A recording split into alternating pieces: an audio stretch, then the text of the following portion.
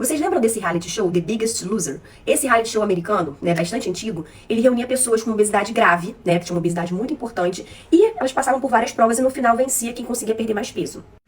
Aqui, gente, é exemplo de um dos campeões, né, de uma das temporadas do The Biggest Loser, perdeu mais de 40 quilos. E por que eu tô falando desse reality aqui pra vocês, gente? Qual a importância disso? Esse reality aqui, ele foi a base para vários estudos científicos publicados pelo Dr. Kevin Hall, Eric Ravuzan, que são grandes estudiosos, grandes pesquisadores sobre obesidade. Por quê? Porque nesse contexto aqui, essas pessoas perderam mais de 30, 40, 50 quilos em situações absolutamente controladas, porque elas estavam sendo vigiadas o tempo todo. E elas só perderam peso com mudanças do estilo de vida, né? Não foi feito tratamento farmacológico, cirurgia bariátrica, nada disso. Eram situações extremas de intervenções, né, de alimentação e exercício, para que elas conseguissem chegar a esse ponto. E o que esses estudiosos avaliaram? Adaptação metabólica, como é que ficou o metabolismo, a composição corporal antes, durante, depois do emagrecimento. E eles foram avaliados, gente, 6 anos depois de terem saído do programa. Olha que interessante.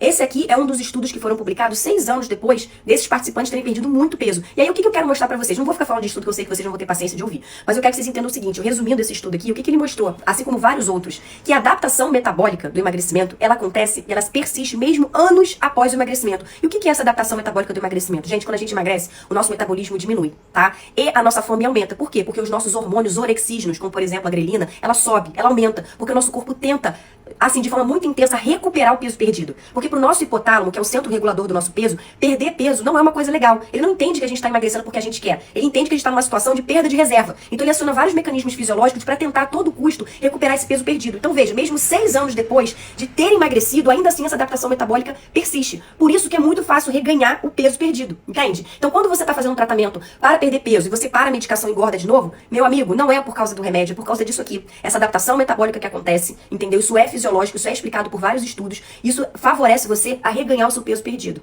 E aí, olha outra coisa interessante. Dentre esses participantes do The Biggest Loser, aqueles que conseguiram sustentar mais de 13% do peso perdido, em comparação com aqueles que não conseguiram sustentar esse peso, qual foi o grande diferencial?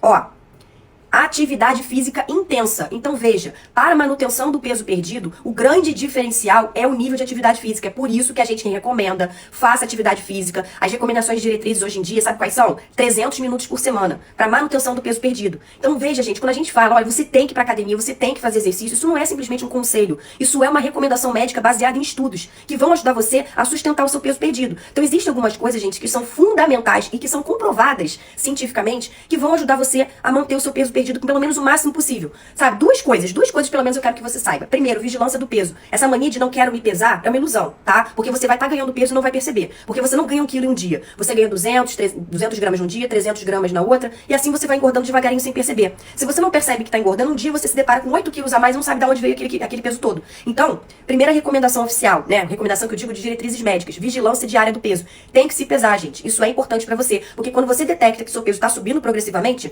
é hora de voltar pro seu tratamento, tá? Segunda coisa, atividade física intensa, 300 minutos por semana pelo menos, porque isso vai ajudar você a sustentar o seu peso, tá? Então, o que eu quero que você entenda, pelo amor de Deus, não existe um emagrecimento definitivo. Tratar a obesidade não é igual tratar a pneumonia, que você vai tomar 14 dias de antibiótico e vai ficar curada. Você vai precisar da vigilância, do cuidado com a sua dieta, com a atividade física regular. Você vai precisar disso pra sempre. Infelizmente, essa é a nossa realidade, porque como eu mostrei pra vocês, a adaptação metabólica ao emagrecimento, ela é pra sempre. O seu corpo sempre vai tentar recuperar o peso perdido, entendeu? Então não adianta você se iludir e achar que foi o remédio que fez você ter engordado de novo. Não foi o remédio que fez você engordar tudo de novo. É a obesidade, que é uma doença crônica e recidivante, tá bom?